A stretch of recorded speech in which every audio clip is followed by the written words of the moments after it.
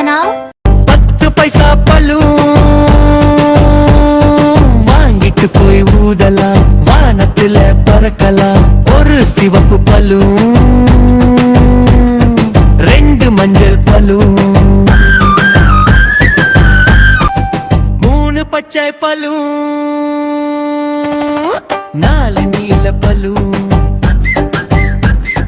10 பைசா கொடுத்து 10 பலூன் வாங்கலாம். ஊதி ஊதி பெருசாக்கி வானத்துல அனுப்பலாம். பறந்து பறந்து போகுது, மேகத்தோட சேருது. குழந்தைங்க கை தட்டி சந்தோஷமாடுறாங்க.